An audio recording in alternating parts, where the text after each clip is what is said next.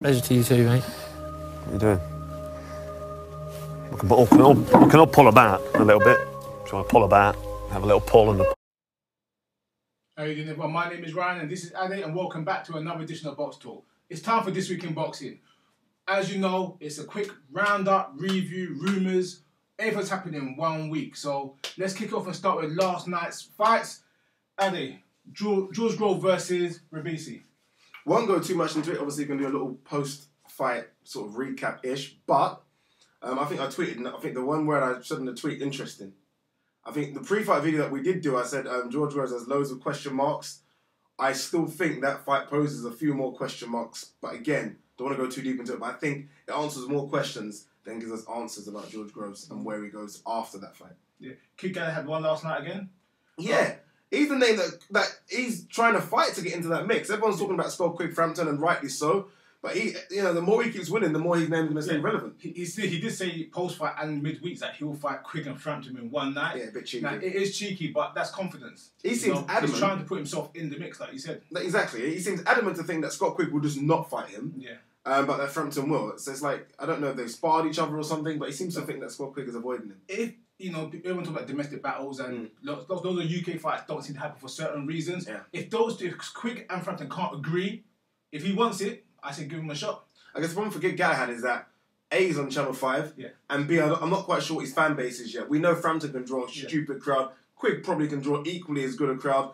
Galahad, what does he bring to the table? It's also an experience level as well. Whereas, yes, he's European champion, he's former British champion. He's got the accolades, but you're looking at a big jump from being European champion to two seasoned world champions. Yeah, and they are now seasoned world champions, correct. Last night, Orlando Salido in a top fight of the year type candidate, 10th round stoppage against Kotijim, Thursday Kotijim. High reviews for the fight. I ain't seen it yet. No, I'm gutted. I'm going to try and find it on YouTube later. Yeah. Salido, obviously, first fight back since Lomachenko, where he missed weight. So he's gone up to super featherweight now. I think it was an interim intercontinental type titles. Yeah. But everyone's sort of saying fight of the year candidate, so I need to see it. Definitely, the thing about Orlando Salido, everyone always called him a gatekeeper. I predicted that he will beat Lomachenko when they fought. Not because he's a gatekeeper, you got to understand, these are seasoned, hard-nosed pros. It's a different ball game, you know what I mean? Yeah. It's different. When you say you're a gatekeeper, it means you don't really want to fight, or you're kind of good, but you're not really there. He deserves more than that gatekeeper. He deserves much more than a gatekeeper. Give the man credit, what's his due. Couple of wins at York Hall Bethnal Green for Bradley Skeete. He's now calling out Frankie Gavin. Might get the fight because I don't think Frankie Gavin's going to get the rematch against Bundu. Also, Bullioni, I was surprised. I didn't know. Now trained by Steve Collins. Steve Collins, yeah. That was announced a couple of weeks ago. Yeah. I'm not sure about that matchup. I feel Steve Collins is quite an aggressive... Well, and his boxing style was very aggressive. I don't know. Bullioni needs to be aggressive. I think Bullioni needs to be a bit more defensive. He takes a couple of 2-minute shots for me. Yeah, he's open. When we watched him, when he's throwing shots, he's open to shots. Yeah. His punch needs to be a little bit shorter, a little bit tighter, but that comes with experience. And having someone like Steve Collins in your corner will only help with something like that. And as Collins always says, he's the thinking fighter. So take out the aggression, he's thinking about certain moves. Bradley Skeete calling about Frankie Gavin. I saw Bradley Skeete over at the Senate show doing some shadow boxing. I had a quick chat with him.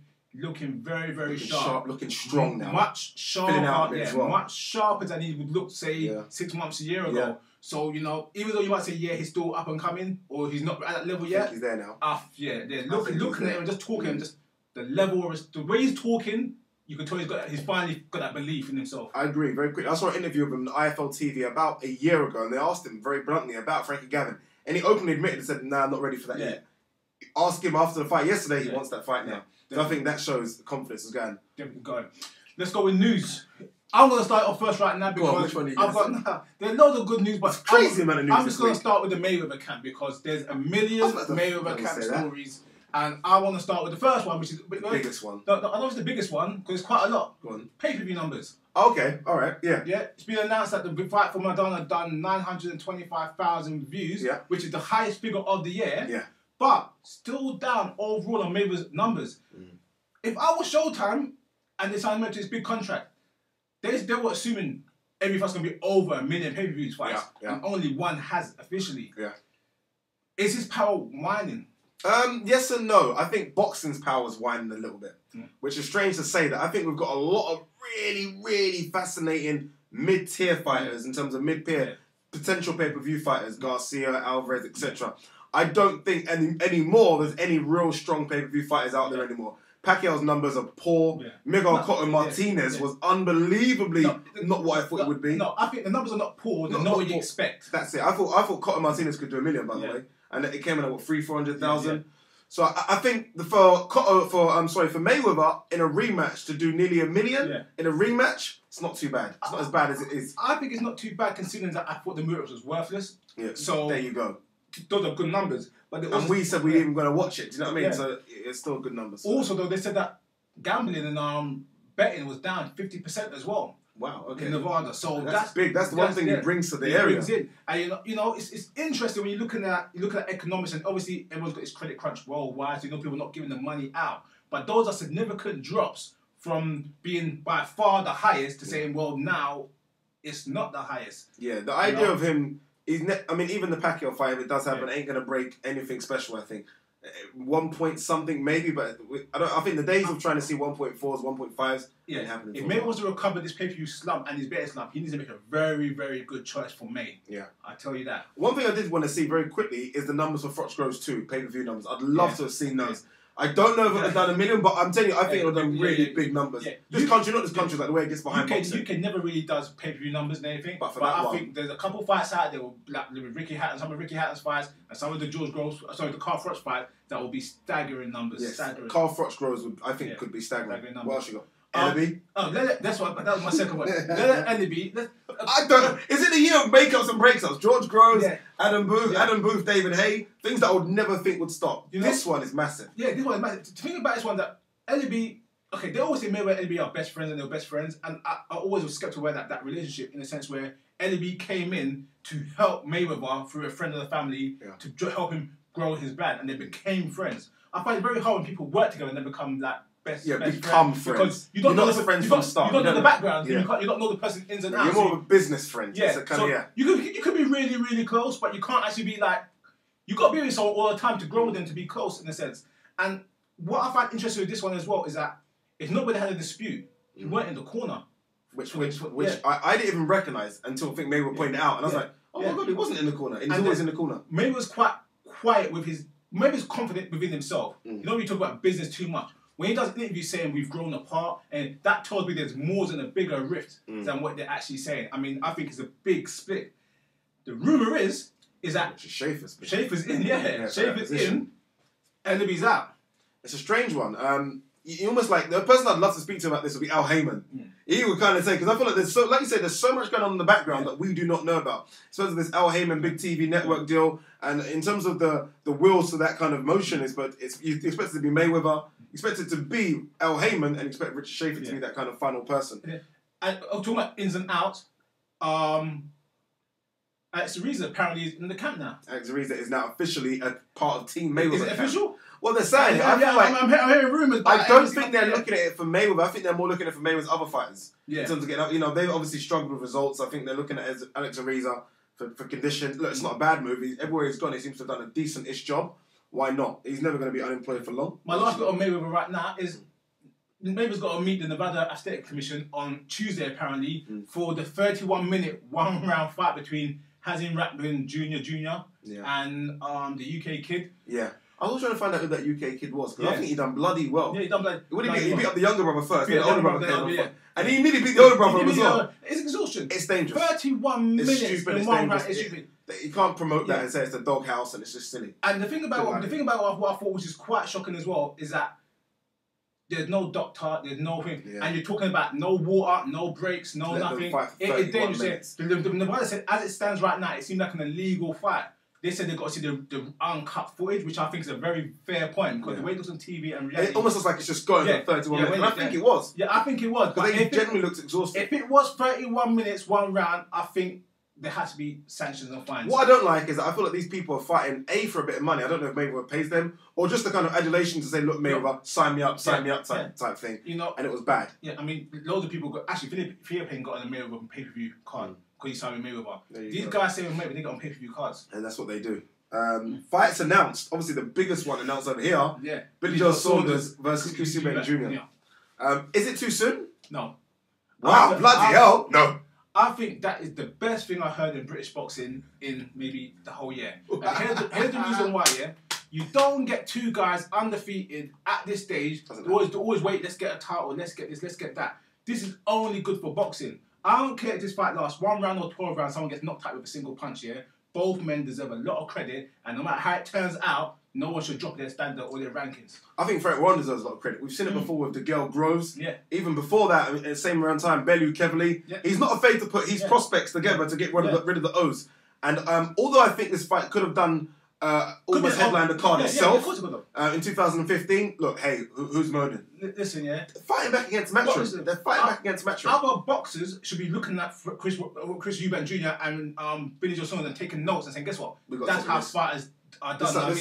This is what makes boxing, and this is what builds boxing. If you want boxing back on marquee TV, you want boxing back on the back pages of the newspapers and magazines and websites and all the stuff it used to be like, these are the fights that make it. Another fight announced in America, which I guarantee you now is fight of the year, Rosado Kirkland. Oh, shit. I forgot about that one.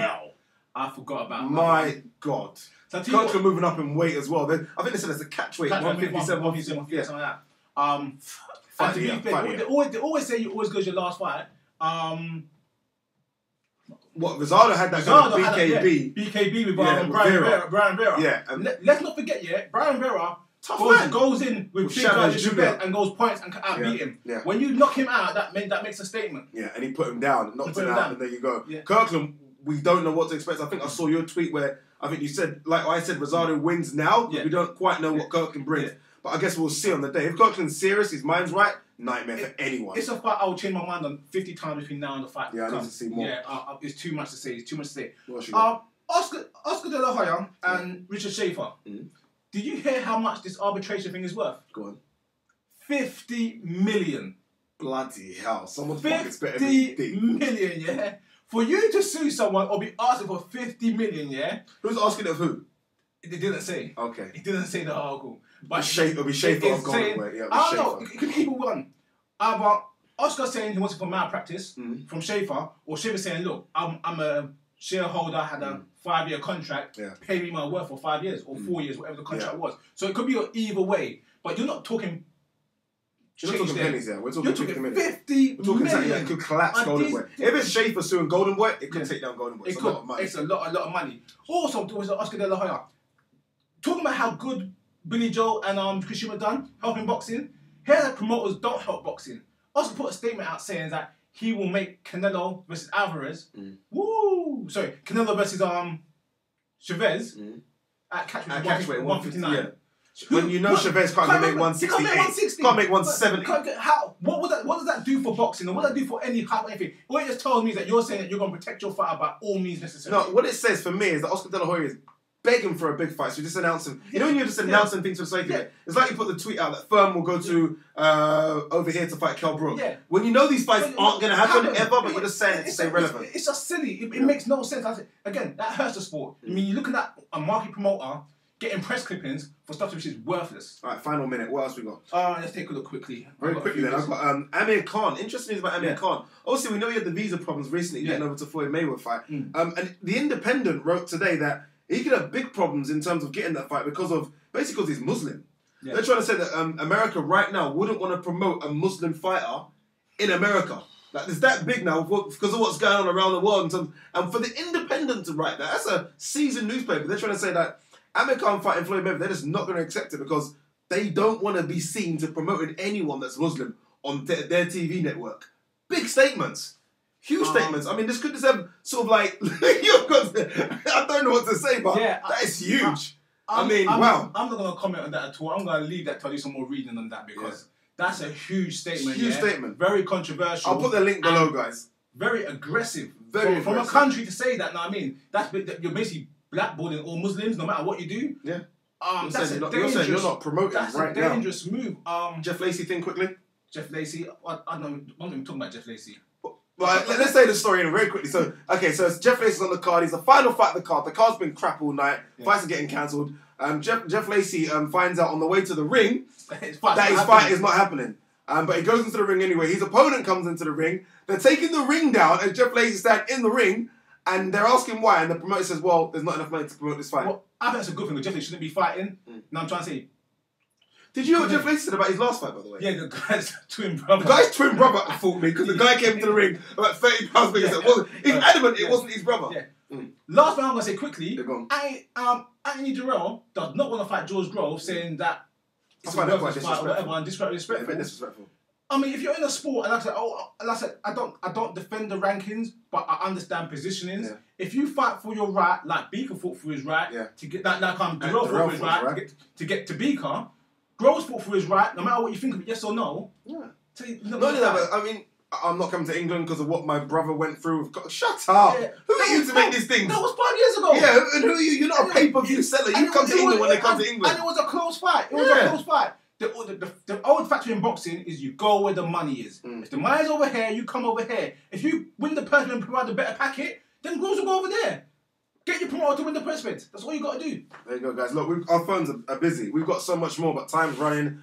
We know you guys ain't going to watch a 20-minute video, so that's it. We're wrapping up there. That's This Week in Boxing. Email us at boxtalk@hotmail.co.uk, and don't forget to post on Twitter @boxtalkuk. Also, guys, don't forget to subscribe, and next week for This Week in Boxing. Thanks a lot for watching this one. Cheers. Bye.